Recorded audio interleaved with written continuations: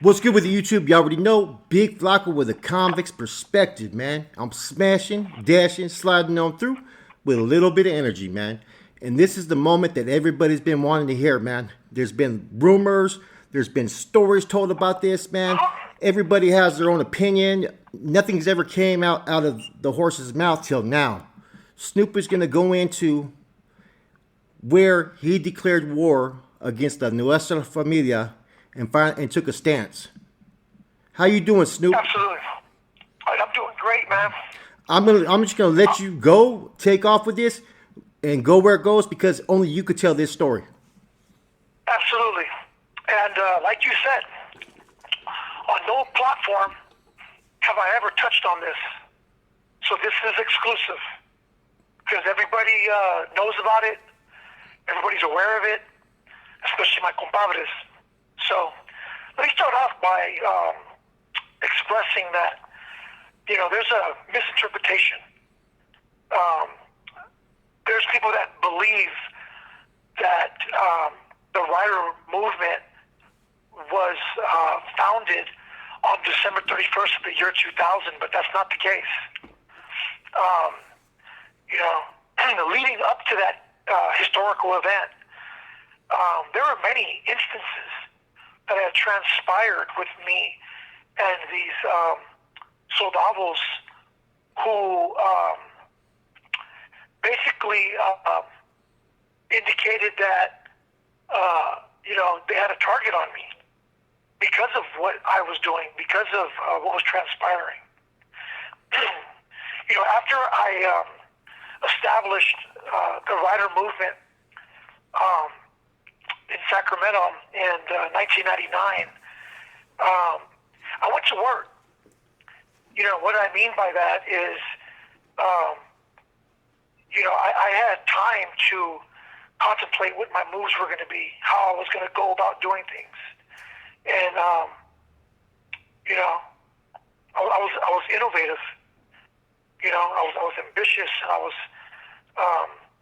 was angry. I was angry about what was transpiring, not only behind the walls, but out on the streets.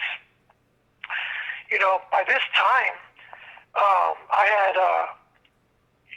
I've been doing my own intel work. And I was just dumbfounded at how the This call is being recorded. were actually upping their ante. And I tell you what, man, I don't take anything from them because they were literally being imaginative.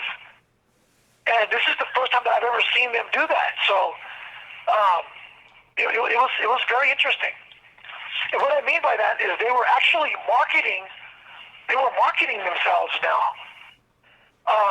I'm not going to get all really into it regarding what they did, how they went about doing it, but basically in a nutshell, as history does tell, they were able to link up with a young guy from Tracy, California, by the name of Sir Dino, who was doing music, and he had his foot in the door. I'm not really into that type of Chicano rap, and I never watched any of the DVDs that he had, but I don't take anything from him because he was doing his thing. So what he did was he basically introduced the aforementioned on how to go about things. So he established their music with them. He's the one that was behind the scenes on the GUN CD.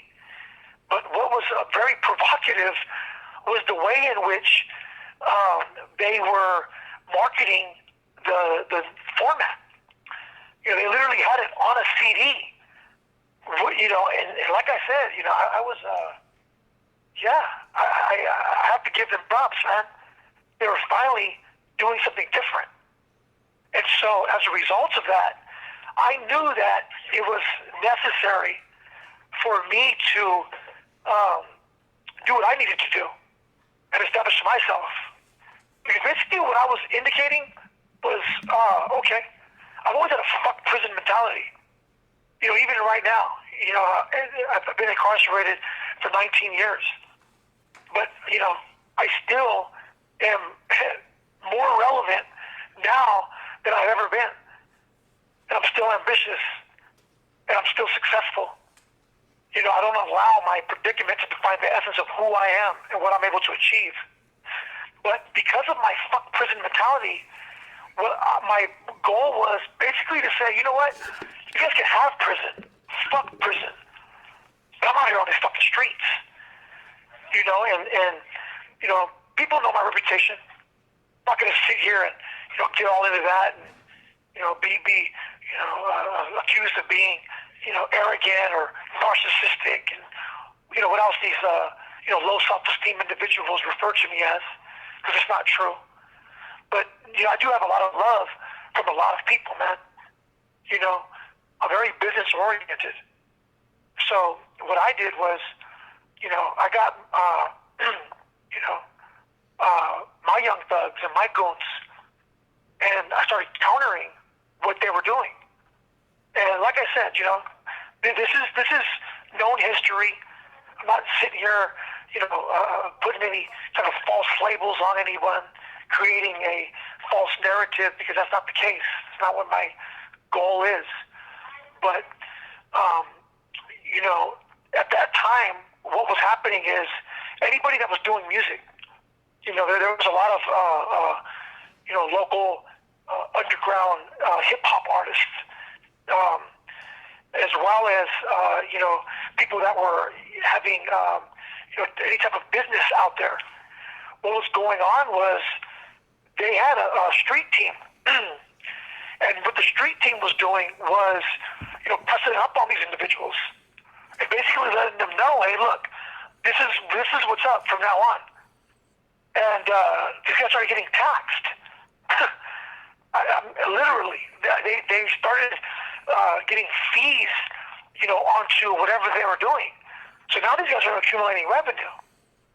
So what I chose to do was, you know, let these guys know, because a lot of these, you know, businessmen are friends of mine. You know, they're business associates, business partners in a sense. So I let them know, look, check this out. Fuck these dudes.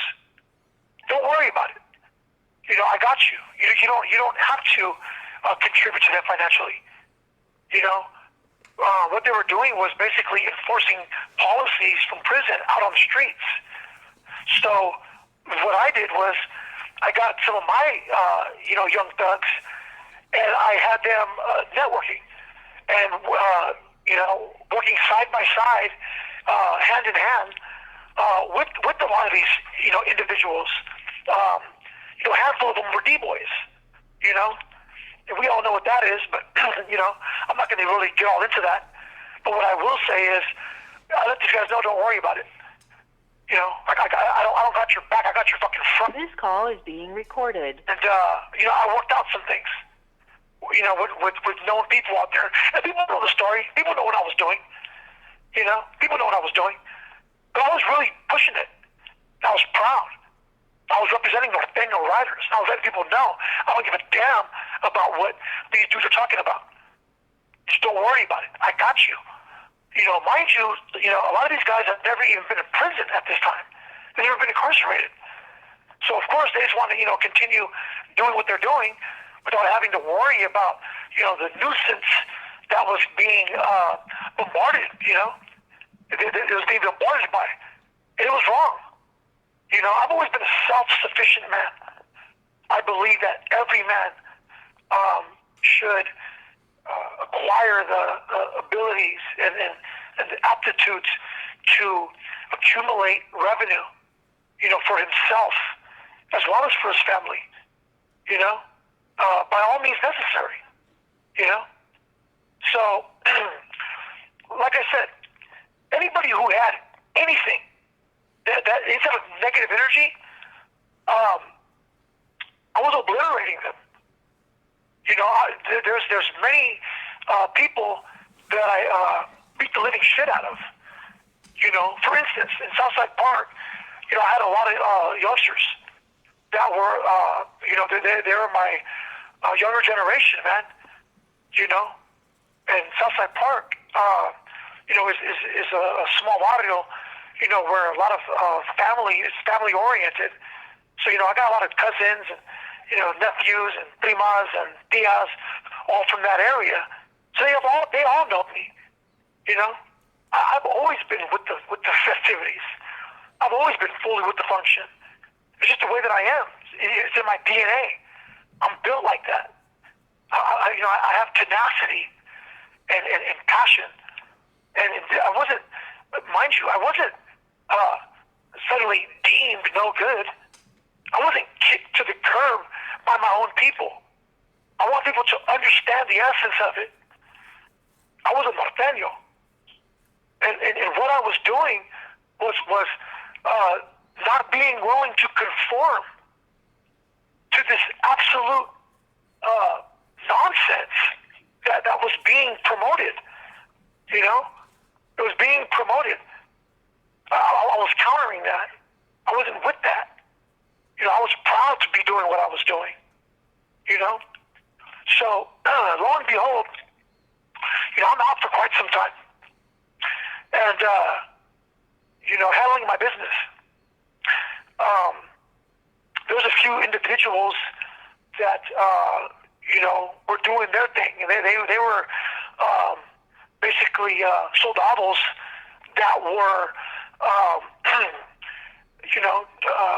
I guess you could say, handling their direct orders, in a sense.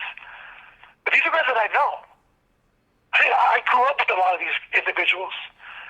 In particular, everybody knows about the situation that transpired with K9. So let me elaborate a little bit on that. K9 was running around with a dude that I know very well by the name of Cyclone. I've known Cyclone since we were kids, and Cyclone's a white boy by the name of Donald Miller, and he's always been completely with the shit. I've known him literally since elementary, back when he was before, he started pushing the Norte, before he ever even was incarcerated. I remember he was a white boy, and he was a rocker, running around the North area, with Ozzy Osbourne and Metallica T-shirts and whatnot. And K9 used to run around with him. Remember, K9 had a curly afro. So I know these dudes, But with This call is being recorded. I've been a street dude. I've always been a street dude, man. But anyways, I'm at my house one day, man, and I look outside, and I have my Fleetwood Brougham, my North Star 1994 Fleetwood Brougham, inside the garage. So I see a Cadillac pull up. I'm like, what the hell? I see a white boy and I see K9 come out the car. So they're looking around and I'm watching them. And so I just open up my door and I'm like, hey, man, what's going on? What the fuck are you guys doing here? He's like, hey, I need to talk to you. But I can tell by his rhythm. I can tell by his his stature and his body language. So I didn't know that I was going to be home. That's what I'm feeling, So I tell him, man, come on in. Come on in.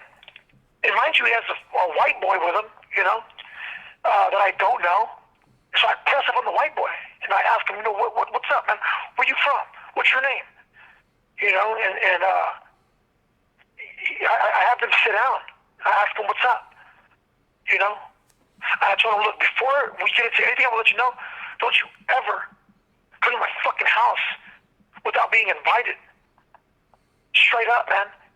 He's like, well, I was in the area. I told him straight, like, I don't give a fuck about none of that. Don't you ever come to my house if you are not invited, man. There's not an open invitation to come to my fucking house. Don't you ever bring no motherfuckers that I don't know neither, man. And so this guy, of course, he doesn't like, the aggression and the hostility that I'm pressing up on him. And he says, well, look, I was told to come by here, to inquire about, what you're doing. I said, pertaining to what? He says, well, I've been hearing about, Norteño riders, man. What's up with that? I said, what you mean what's up with that? That's what I represent. And so he's like, oh man, oh. So it's, he's basically, having like negative energy. So I ask him straight up, man, what you talking about, man? What you want to do? So he stands up, and so I told him, man, come outside, motherfucker. You're like a fucking tough guy. He wasn't no punk, man. Taylor was no punk. Let's get that straight. I don't take nothing from this dude, man. He came outside with me. As soon as he came outside, I said, man, put your hands up. And I gave him old school, 1980s ass whooping, man. I turf talked him. I turf talked him, man. Dog walked him, and literally just mangled him, And I stepped back. I told him, man, get your ass up. I told him, don't you ever disrespect me. You think you're going to act tough around me, man. And so he runs out. He runs through my house, I told the white boy, what's up, you want some too?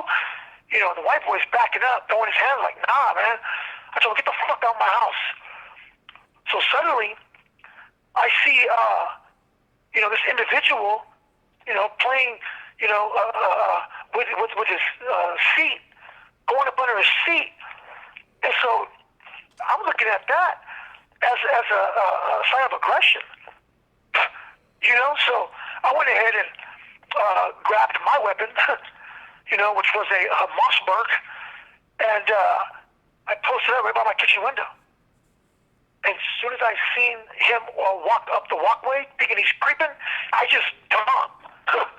I jumped through my window, man. I run out the house, and I'm just chasing him, man. He hits the fence, and I jump, I bust slugs all up in his car.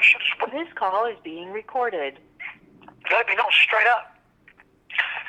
So, anyways, I go into my house and grab my keys and, grab my cell phone. I open the garage door and jump in. I just smash out, I call my wife. I let her know straight up. Hey, baby, you can't go home right now. She's like, what do you mean? I'm just like, you can't go home. I had to take care of something. She knows, man. She already knows. She knows the energy. She knows the sound of my voice. I know that she will be listening right now. And it'll bring back memories, man. It'll bring back memories. People don't understand what I went through. Why I made the decisions that I made. What I endured. How much I've invested into this. This isn't a game to me, man. This is something to play with. So anyways, yeah. So I start going to different places, and I'm not gonna really get all into that, but people know what's up, man. People know that I was not happy. I wasn't happy, so I'm gonna bring it to you. Within a few weeks, I ended up getting incarcerated, and they charged me for attempted murder. So I'm in Sacramento County Jail. I got no bail. Had to gather up my money and slap down the retainer fee. With a very well-known attorney out there that people know that I network with, and I'm fighting this case, man. So while I was in the county jail, I established, my pod quick. They have me in the 8 West 100 pod. And it was ironic because in the 200 pod, the guys on total separation, that don't get to mingle with the crowd, these guys are all on lockdown, Spider was there. Fucking dude, Vidal Fabella. Pups, Correa is there. Smokey Padilla. These guys are all in the 200 pod, man. And the guy that I was telling you about, Cyclone, they got him, in the 400 pod. He's not allowed to have visits or or use the phone or anything, man. So I make sure that I send him food and stuff. I gather up a bunch of food and cosmetics and get it over to him, man. He's on the top tier. And anybody that was coming to my pod, I would let him know straight up. Look, this is a Norteño Rider compound. I will allow you to go ahead and fight your case, but we're not doing none of that nonsense. So I'll go into a room. I'll let people know straight up. I don't push those bonds. I don't push that format here. But you are allowed to do your program. There's a couple times that I had to, mangle a couple people that, try to get hostile with it, But everybody knows, I'm going to court. I'm letting it be known. Those guys are on total separation. I'm out here. Whoever wants it, let's bring it. Bring the noise. I'm all for that. Anybody who knows me knows that I accept all challenges. I don't turn it down, no matter who you are or who you think you are. I'm completely with that bullshit. Always have been. Even right now to this day, completely with that. All about that life, man. That's what it is. That's what it is. And so I'm fighting my case. This call is being recorded. To me, they're inquiring about Norteño Riders. And so I went ahead and I wrote the Norteño Rider Declaration for them. Because the Norteño Rider Declaration, a lot of people think that they've read it. A lot of people think that, if you weren't on the main line with me, you've never read the Norteño Rider Declaration. There's no such thing as the Northern Rider Declaration. People have that totally misconstrued. That's some punk shit. That's some suckers put together. Trying to act like they had some type of information. The Norteño Rider Declaration, was as follows. The existence of our foundation is to establish an alliance of worthy cureros who will not tolerate the abusement and misuse authority from those who have transpired and utilized our gente, for their own selfish reasons and personal vendettas. We, as Norteño Riders, will do all within our possibility to create a divide within the Norteño struggle. It is our responsibility to make it possible for all Norteños to be able to function in an environment without the potential possibility of falling victim to our true liars. This is a declaration of war. At no time will we ever conform to the false labels that have been used to degrade us, such as D.O., no good, bandito. We are compadres. At no time will we ever allow anyone who has cooperated with law enforcement. At no time will you ever indulge in homosexual activity. We will continue forward in the advancement of all compadres to be able to secure this foundation as Norteño Riders. That's the declaration right there. I got that memorized. I created that in 1999. So a lot of you imposters out there that portray this false image, this false persona, acting like you're a compadre when you've never went through the very rigorous embracement process. But keep my movement about your tonsils, man. That's what it comes down to. So let's fast forward. I fight my case. I end up in the branch. That's when I came across Robert Copeland, a.k.a. Player Central. This call is being recorded. He was an aspiring carnal, but he was a norteño, and he was with it. I take nothing from him. He just, didn't have what it takes to engage in this hand-to-hand combat. I knocked his teeth through his mustache. But he was no punk, man. I told him to roll his shit up, get the hell out of there. He refused to roll it up. 2 nights later, they ended up bringing a bus and put a Southsider in his tank, and he ended up, beating the crap out that dude, and ended up going to the hole. A lot of people think that he rolled it up. That dude did not roll it up. I'm not going to sit here and besmirch anyone and put, false information, putting people down. There were some soldiers, man. There were some dudes that were with it. There was a handful of individuals that were not, for what I was doing. But let's get this understood, you guys. I was general population. This wasn't behind no protective custody, walls, or cages.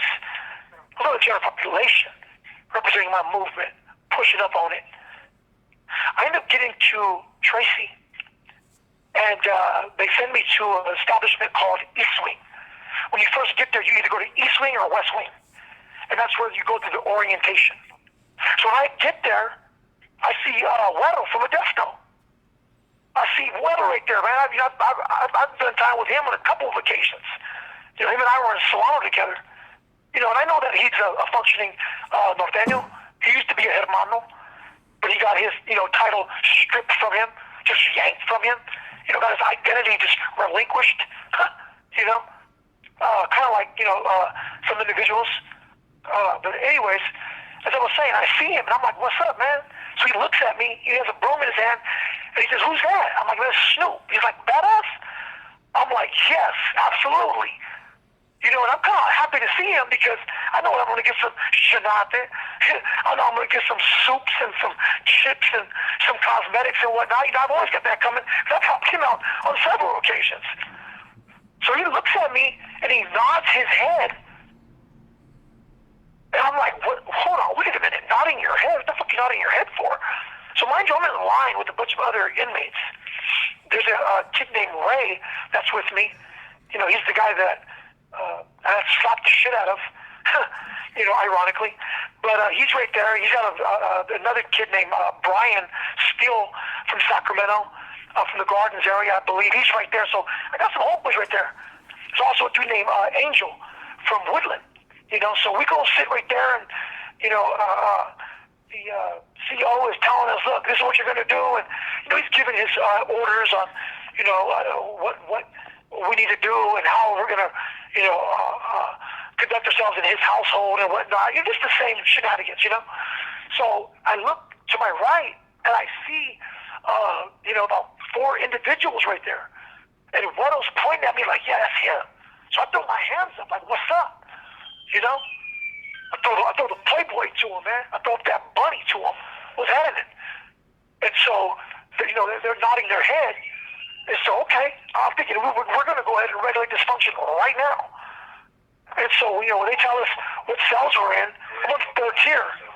So I get my bedroll, and I look to the stairwell, and they're all the way at the end. So just mind you, anybody who knows, the design, the architectural design of East and West Wing, it's a long tier, man. There's around maybe, I don't know, maybe perhaps 30, to 50 cells, maybe even more than that. So I see them at the end. I throw my hands up like, what's happening? He's like, I'm going to come holler at you. I'm like, you can come holler at me right now. He's like, what cell are you going to? So I let him know, hey, I'm going to the 3rd tier. I'm going to cell 303. So, I'm seeing that these dudes are over there talking and congregating. I'm sure, they got my name all up in their, slithery tongues. But they're not bringing it. So I walk upstairs. I go to my cell. And, the door slams shut. I got this dude, Angel from Woodland. And so I'm letting them know who I am and what's up. And come to find out, he knows a few people that I know. And so we're chopping it up, man. He's telling me, he did his time in level 1s.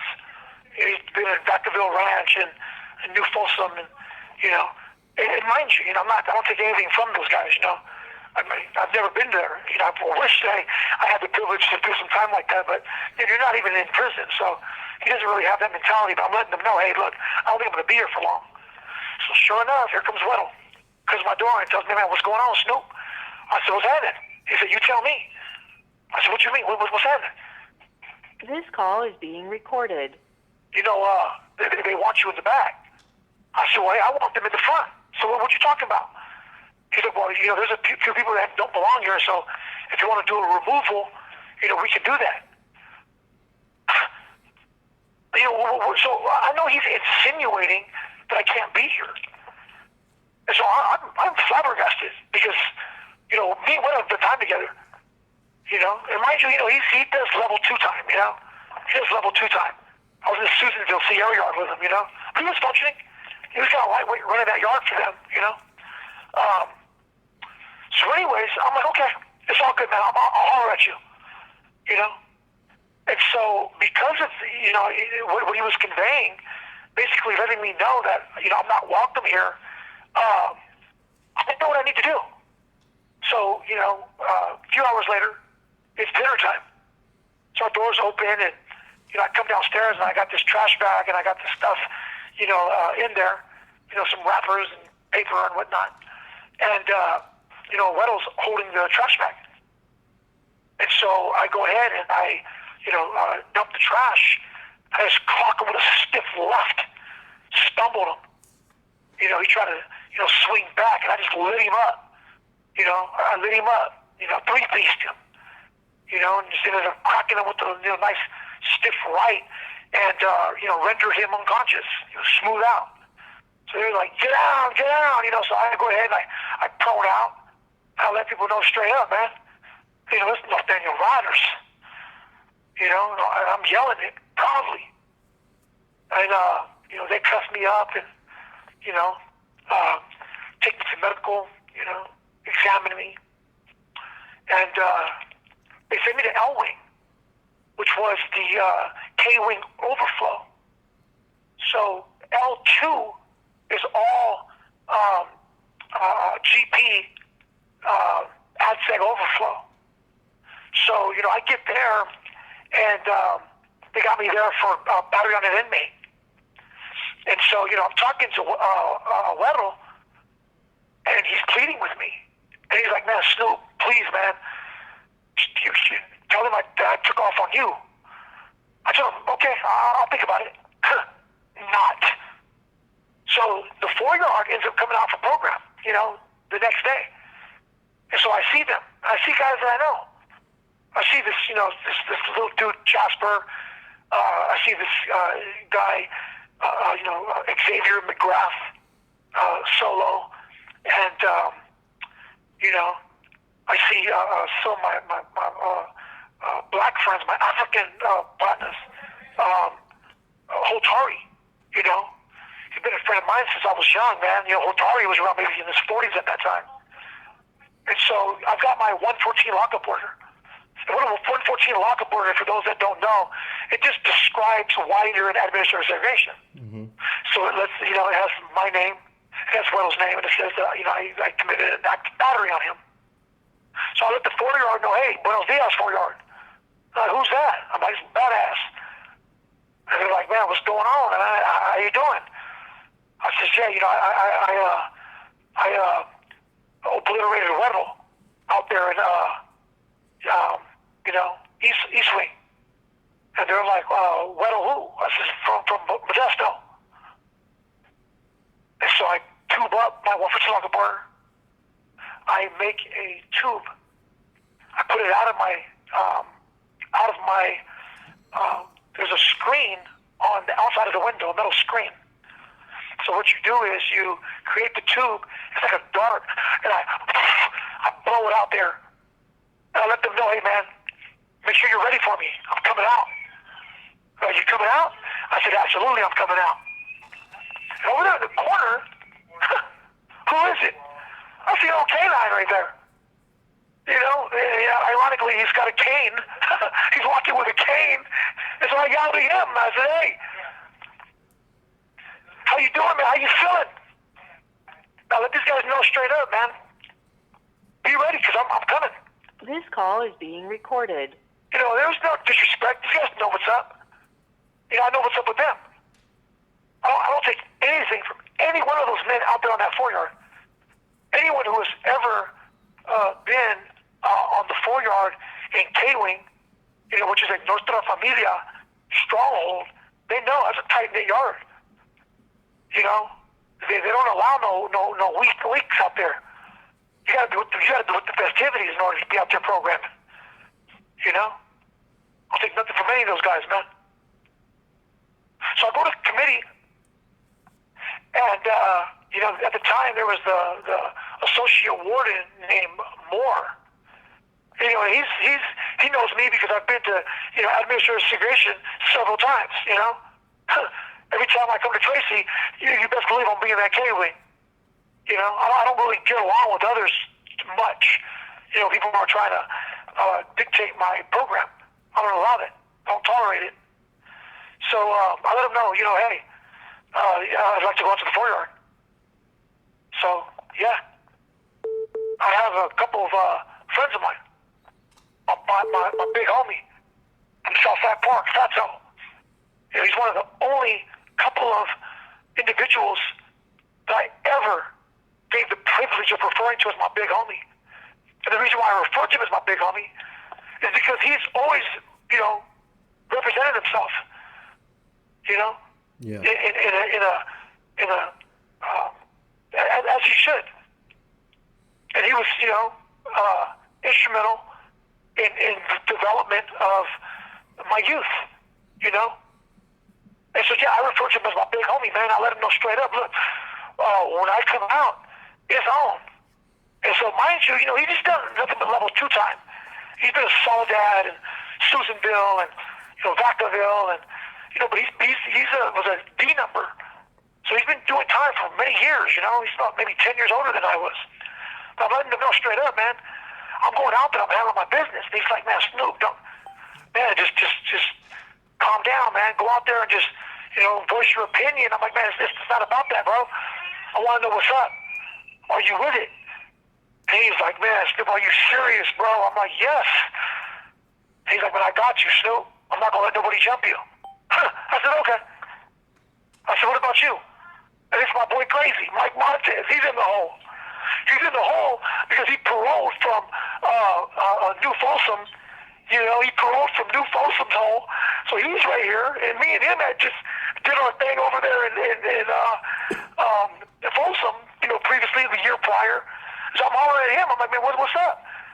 And so he had a plan. He wanted to go out there and, voice his opinion and let him know why he did what he did. I'm like, man, absolutely not, Playboy. That's what we're not going to do, man. Oh, there's no Daniel Riders, man. I'm going out there. I'm going to have my business, man. What's up? You in or you out? And he's like, man, still, I'm in. I said, okay. That's what's up. December 31st. The year 2000, man. Mm-hmm. It's almost there. Yeah. So Saturday, December 30th, my wife comes to visit me, man. And mind you, I have a son now. And so I let my wife know straight up, you can't come visit me tomorrow. And so I can't say much on these phones. I know they're being monitored, but I look at her. She looks at me, with admiration and love, and she just nods her head. And I see how sad she is. And I tell her, look at me, man. I gotta go, take care of some things. I want you to know that I love you. And, regardless of what transpires, let my son know that I love him. Because I'm telling you, I don't take anything from any of these guys, man. I know they're going to be ready for me. And I'm ready for them. I'm coming to them. You guys are all locked down. You guys are always in the freaking hole, validated. I walk these main lines. I've been walking these GPs, man. By this time, no kidding, man. By this time, I was already like 18-0. There's a whole plethora of people that I beat the crap out of, man. Yeah. And so I'll leave the visiting, and I'm ready. I'm ready. So, as people know, in Tracy, This call is being recorded. Push the windows out. They have these nice glass windows that come out, and anybody who's knows about weaponry knows you can break them in half and file them down and make a nice one banger You know, I don't have time to, cut still. But I know they're going to be ready. So I'm prepared, man. I don't even sleep. My heart's racing. The next day, rather than, starting on the other side where, Crazy and Fossil were at, they come straight to me, man. There's a correctional officer by the name of Olivas that used to work at K-Wing, man. He's like, you going out? I'm like, yeah, absolutely. So he introduced me out. I grabbed my thing, put it in my waistband. I open the door and they cuffed me up. They escort me out there. Now, mind you, they've already been out for like about an hour. So by this time, their mopping hours are already done. You have dudes in the shower. You have dudes playing handball. You have dudes playing basketball. There's about maybe 35 people out there. Blacks and North Daniels. And Carnales. And mind you, K9's there too. Huh? And, I didn't even talk about when I beat the crap out of him and mangled him in the branch too. That's not even interesting to me. But yeah, so I'm hoping that he got a cane. Come to this front line. So, I get right there. They unhandcuff me. I walk down. I say, hey, buenos dias, for your. So they look and they say, man, it's badass. It's badass. They drop the basketball. They drop, and then they created a united front. Straight up. They were all on guard, on point. And then right there on the front line was, a guy that I knew. Him and I were real cool, man. Dude named Casper from Stockton. He was a young soldado, Patrick Trent. There's another soldier from Merced, Spooky Solis. And then they had this other pussy named Xavier McGrath. He's big for nothing, small cotton. So I come right there, and I yell, hey, K9, how come you ain't up here? Why don't you go on up here? They open the gate. I step on in. I take my shirt off, toss to the side. They tell me, man, Snoop, it's all good, man. Just you're going to get your chance to speak. I told them, I didn't come out here to talk to you, man. They closed that motherfucking gate, and now I'm locked in there. And I know either one of two things is going to happen. Either I'm going to win and be victorious and survive, or I'm going to lose and die. Those are my two options. I got a lot to live for, man. I got a lot of love out there, man. I got a nice, tight-knit family. People love me, man. Yeah. I don't do wrong by those that love me. I'm not a backstabber. I don't do any of that, man.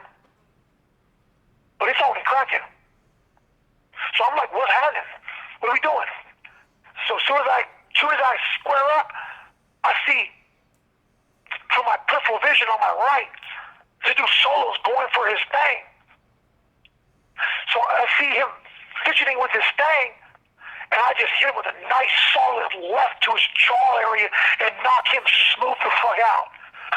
And everybody knows this, man. That dude literally didn't last 1 second in this arena with these warriors right here, man, on this battlefield. And it was on. I went straight to Casper. I know he's strapped too. So I'm checking him. I'm on him. I start getting on Spooky. I look, I see two more soldados running over here. So I put my back against the wall and I'm just chunking them. I grab my thing, pull it out, and gave it to this motherfucker. Gave it to him. The little man from Turlock. Gave it to him. So I'm on him. He's out to fight. And mind you, they're handling their business too, man. I end up getting on Spooky, and I'm on him. I'm just pounding him, man. And, they cut my back up. They're popping them, boom, boom, boom, and we're going at it. We're handling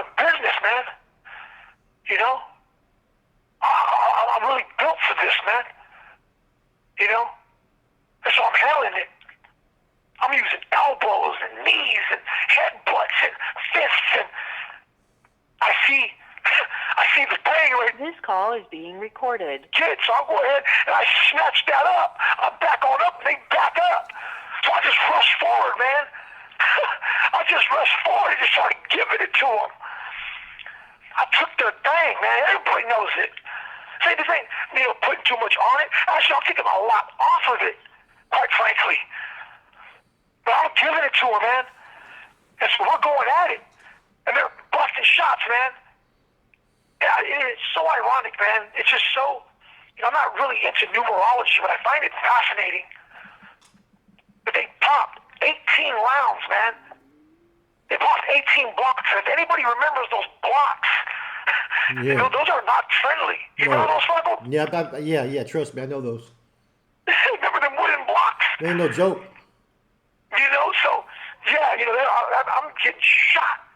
I got maybe 6 shots. They shot me in the back, they shot me in the head. But we're going at it, man. And all of a sudden I hear, Yastuvo, Yastuvo. And these dudes back on up. They retreat. They prone out. And I was still standing, man. They brought the Mini 14 out. They see that we were playing with weapons out there. We're having a real good time. We were having a straight festival, man. This is the truth behind December 31st of the year 2000, man.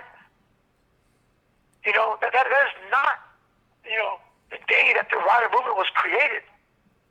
This is the day that I introduced it to the system. Although I was promoting it, I was finally coming out here, man. You guys say you want me. You guys say I'm a target. You guys say, that I'm going to get it. Well, here I am coming to your yard, man. And despite, when a lot of these punks, a lot of these imposters try to talk about, there was nobody with me on that yard. I was by myself. I tell you straight up, man, I'm leaking too. I'm seeing that there's a bunch of people leaking too, man. They tell me get down, so I'm not getting down. I let the whole yard know, man, there's no Daniel Riders right here. I don't get down. I backed on up, I told them cuff me up. I'm not getting down, cuff me up. And so they said cuff him up. They cuffed me up. Open the gate. Get me up out of there, man. Oh, yeah.